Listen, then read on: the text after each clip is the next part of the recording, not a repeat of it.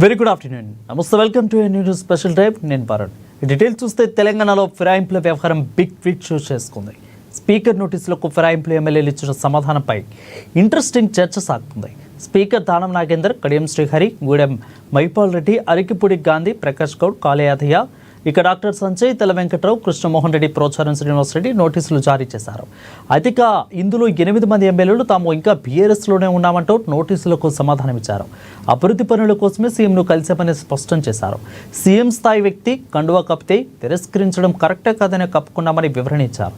తాము కప్పుకున్నది కాంగ్రెస్ కండువా కాదని అన్నారు ఆ ఎమ్మెల్యేలు. ఇక అది 3 రంగుల కండువా అని వివరించారు.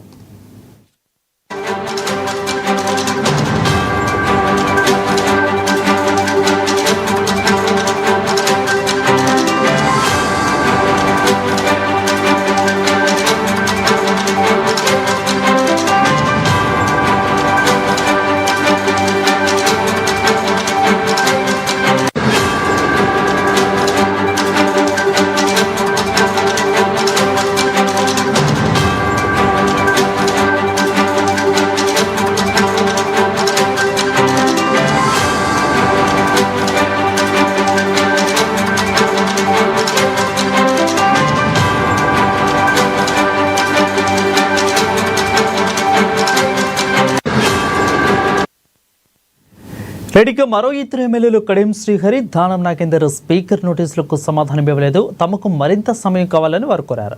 అయితే 8 మంది ఎమ్మెల్యేల వివరణను బీఆర్ఎస్ నేతలు అసెంబ్లీ కార్యదర్శికి పంపించారు. ఎమ్మెల్యేల వివరణపై సమాధానం ఇవ్వాలని వివేకానంద, పల్లా రాజేశ్వరరెడ్డి, కల్వకుంట్ల సంజయ్, జగదీష్ రెడ్డి, చింతా ప్రభాకర్ అసెంబ్లీ కార్యవర్గకి పంపించారు.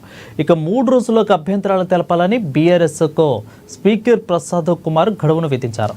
సుప్రీంకోర్టు గడువు ముగిస్తూ ఉండడంతో ఈ నెల 13లోగా సమాధానం ఇవ్వాలని స్పష్టం చేశారు.